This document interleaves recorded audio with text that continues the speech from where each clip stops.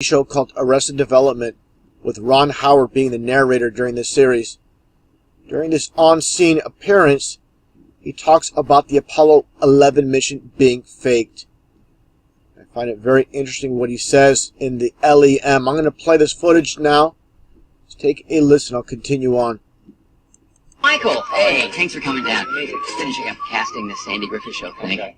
Wait, hang on a second. You guys finally making that movie? I've been reading about it for like 40 years. Well, it's not a done deal yet, but I want to talk about you. Yeah. Hey, let's go inside the limb. You want to? Wow, is this the one that landed on the moon?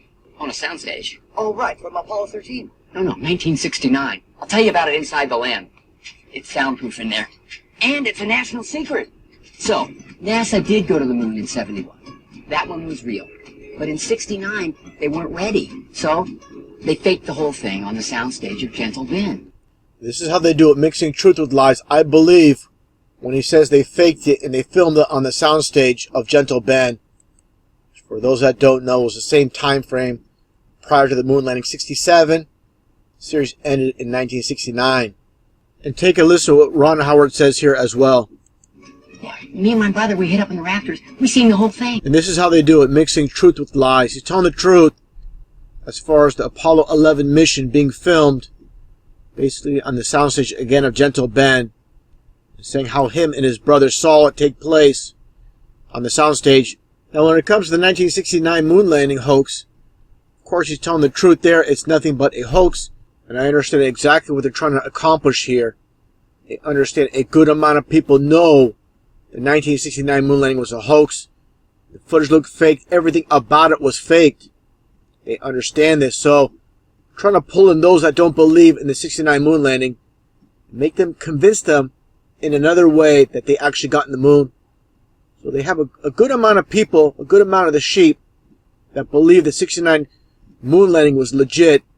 Now they're trying to pull in a certain amount of so-called conspiracy theorists and make them wonder, maybe they did land on the moon. So it doesn't matter if it was in 69 or 71.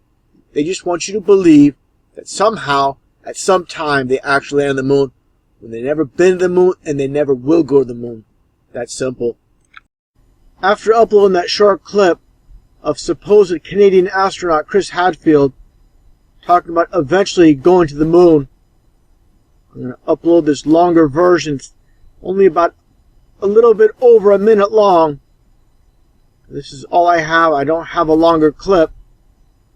Just a side note, you know how the so-called elite love a play on words when they call them astronauts, because they've never been in space. That's why they're called astronauts. This is how the elite love to mock all those that believe that somehow these phonies can get into space.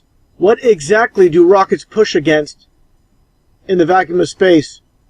Rockets never been in space. Period. When you see a rocket launch, you always see it go at an angle towards the ocean. All it does is crash back into the ocean. You'll never see that full footage. That's why you see the Kennedy Space Center, for example, right next to the ocean. Exactly like you see in this image here, with this huge arch. Again, nothing more than a rocket that launches and comes back down to Earth. And there are plenty of images of this on Google Images. You can take a look for yourself. I'm not going to show them all here. And someone asked, what about the shuttle landings? I saw it on TV. Very easy to explain. It's just like watching a movie where pieces are edited together. When it's time for the supposed return of the space shuttle from outer space, all they do is have a so-called space shuttle, which is nothing more than an airplane, come in for a landing, as shown on TV. And I'll demonstrate that again for the new viewers. And just for reference, for anybody that hasn't seen my previous videos, exposing the space shuttles being nothing more than airplanes, let's first take a look at these supposed space shuttles. Look at these wings. You think these wings will help this supposedly 80-ton space shuttle come in for a glide landing with no engines? This thing would fall out of the sky like a rock. No way this is a space shuttle. Now, to confirm what NASA even states, This is the text from their website.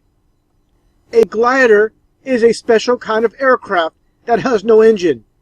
The space shuttle flies as a glider during re-entry and landing. During ascent, that's of course the initial flight, thrust is provided by 3 space shuttle main engines at the base of the orbiter and the 2 solid rocket boosters that are joined to the orange external fuel tank. Of course, orange for 33. The solids are jettisoned about 2 minutes into ascent, and the fuel tank is jettisoned as the shuttle enters Earth's orbit. So there are no propellants available to the SSMEs during descent. So make that clear. There's no propellants. Though the engines are still present, the shuttle returns as an unpowered glider. Now before showing the footage, like I stated, this is no space shuttle, this is an airplane, and here is your jet engines. Now let's take a look at this footage with the supposed landing of the space shuttle. Again, nothing but an airplane coming in for a landing at Kennedy Space Center in Florida. I'm going to play this footage and break it down a bit. Then I'm going to play the footage again uninterrupted. I'll show again, this is nothing more than an airplane. I'm going to also mention here during the playing of the video, there's going to be a plane in the distance. And you're going to tell this is way too far to be the jet engines from that plane. It's clearly from the supposed space shuttle. Take a look and take a close listen.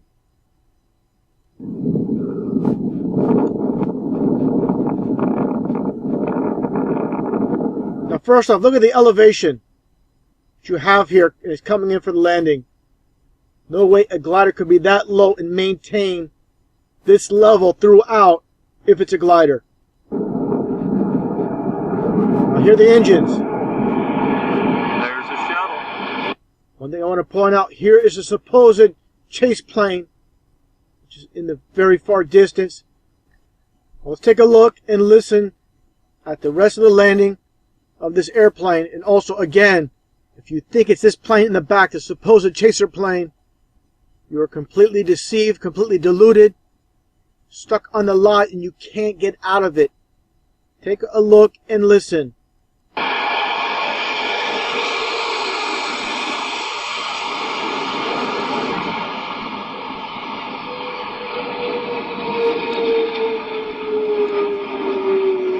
Touchdown.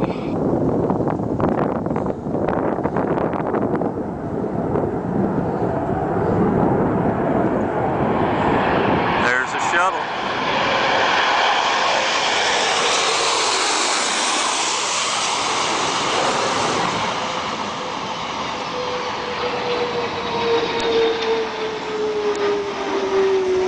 Touchdown.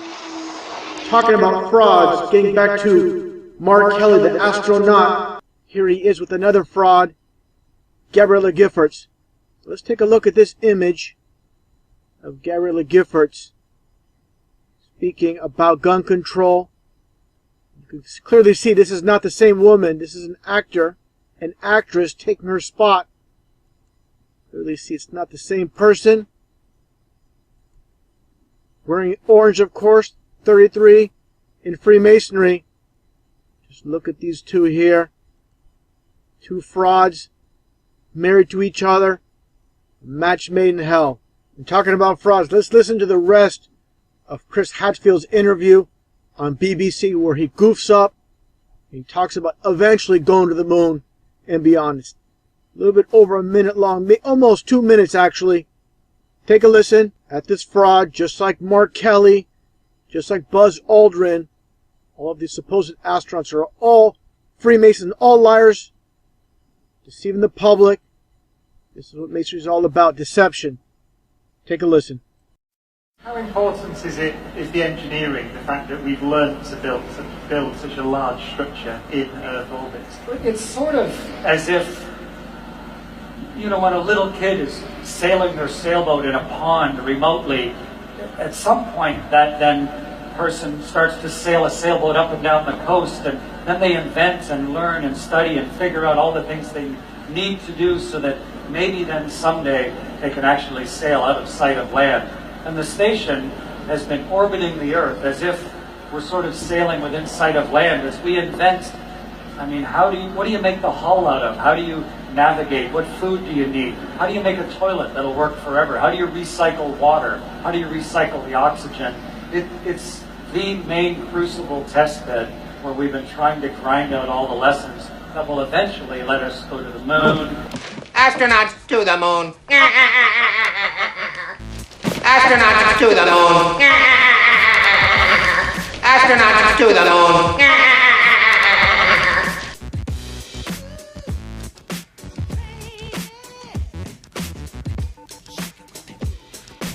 Astronauts to the moon.